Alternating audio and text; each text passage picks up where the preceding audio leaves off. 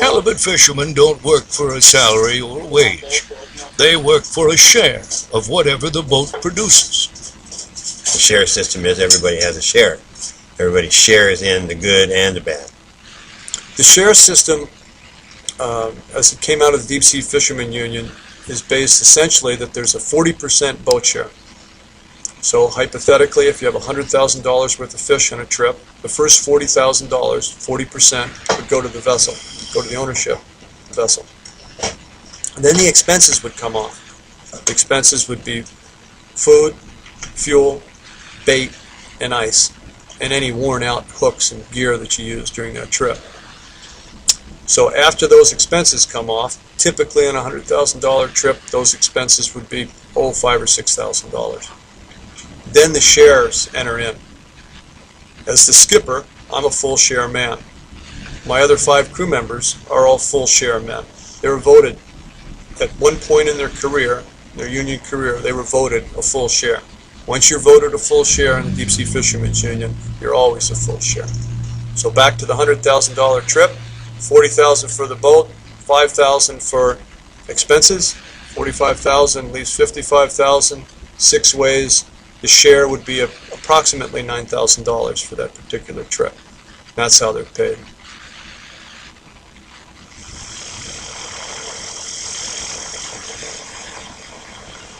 Fisheries all over the world are in crisis, but Alaska is the shining counterexample to overharvest and resource decline. Long lining for Alaska halibut has been called the best managed fishery in the world. With well over a century of history to back them up, halibut fishermen regard themselves as significant factors in the conservation success story. Alaska's done a good job managing their fisheries. It's on the federal and state level. When I started fishing, there was a voluntary 8-day layup. So you would fish for 2 weeks to 20 days, and you'd voluntarily tie the boat up for 8 days. And I thought, well, who's enforcing this? No one's enforcing it. It was a voluntary situation. And I think that's indicative of how these fishermen were willing to do the right thing for the good of the fishery. In the 1920s, halibut fishermen from the United States and Canada recognized the need for government intervention in the halibut harvest. They lobbied their governments, and the result was the International Pacific Halibut Commission.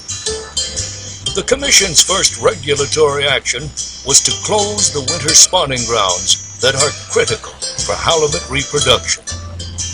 In halibut, one of the things I've always found unique is that you go to most fisheries meetings involving most different species, and fishermen in particular always say, oh, the quota's too low, we want more. I can remember a lot of halibut commission meetings. People like Gordon Jensen from Petersburg saying the quota's too high, you got to cut it. And this is, wow, a fisherman saying something like that, that's different. I think there's more of a long-term view in terms of conservation in the halibut and blackeye fishery than there is in other fisheries. That's, to me, the main reason why we have so much fish as we do today.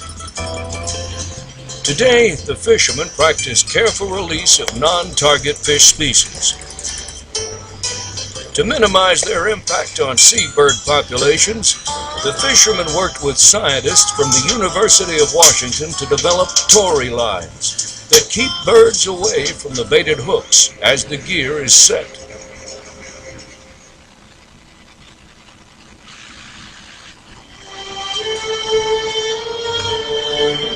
If Alaska halibut have endured more than a century of exploitation, that doesn't mean there haven't been challenges in the fishery. As limited entry programs were imposed on other Alaska fisheries like salmon and crab, halibut remained an open access enterprise. With no ability to limit the number of participants, fishery managers could only impose restrictions on how much time the fishermen could spend on the grounds. The result was a race for fish that came to be called the Derby system. What you sat down with a bunch of really, really smart people and try to design something, the worst possible system you could have, the Derby system would be it. Fishing seasons morphed from months into weeks, then days. You'd have a one-day derby, which became a real race for fish. You had to catch everything you could because you're competing against the other guy. The date that this opening was set, you had no idea what the weather was going to be because you set the opening in January, and led to very wasteful and extremely dangerous fishery. I don't think we had one opening where we didn't kill somebody. You know, if it stayed the way it was, the stress and you know, the pressure of going out and getting a trip in 2-3 days was tremendous. You know, it was really hard on us.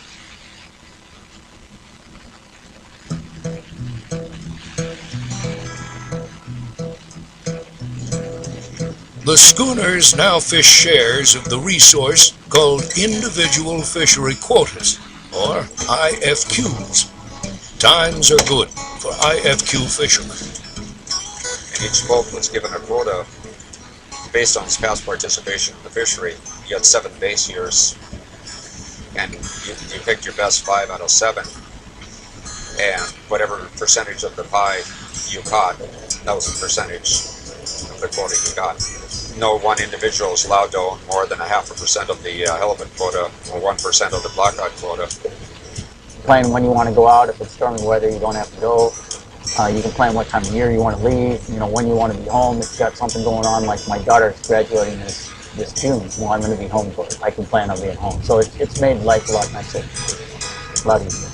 It's been a wonderful program. I mean, it's been good for the resource, it's been good for the consumer, it's certainly been good for the fishermen, at least the ones that have been at it full time for a number of years before IFTs went into effect. All of us came out pretty well with it. Hi, we have some beautiful longline caught halibut from Alaska. Today we have both fillets and steaks. Well, the fact that it's better for the consumer that we can sell fish in the fresh fish market, that's the biggest thing. Blackcod, like all fish, is, you know, you got the 1-inch rule, but Today, the longline fisheries targeting halibut and blackcod are certified as sustainable by the Marine Stewardship Council. The halibut and blackcod fisheries are also good business. The two fisheries generate some $300 million in revenue at the fisherman's level, and blackcod exports, primarily to Asia, contribute $100 million to the positive side of the ledger in our balance of trade.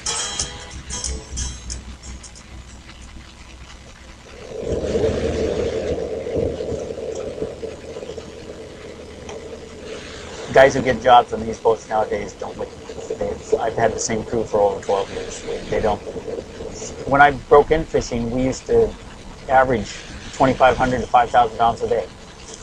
5 years ago, I had an 80,000 pound day. You know, I'd say it's a pretty good shape. Halibut's been a viable industry since 1880, 86 or something. You know, they should be able to last forever unless we have extreme environmental changes.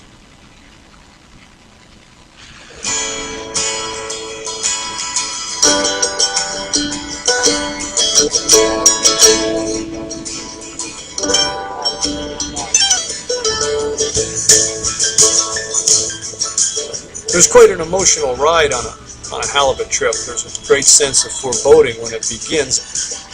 Even under IFQs, you're kind of worried about it. You're worried about finding the fish a little bit. You're worried about the weather. Then the trip begins. You get your sea legs back, and you're assimilating to being on the ocean. Little by little, you gather strength and you become tuned in. Day 2, day 3. And if you have the good fortune of getting a big trip, the fish are really coming, it's very exhilarating. So you get pretty fired up. And then all that tension starts to disappear. The emotional pendulum goes completely the other direction. Then that boat's filling up, and you can see guys figuring out how much money they're making, and all of a sudden the food tastes good and the coffee tastes good, and it's just this tremendous sense of elation. And they get that trip aboard and everybody's hurting, but boy, it just feels great. Maybe something along the lines of what a marathon runner feels when he crosses the finish line.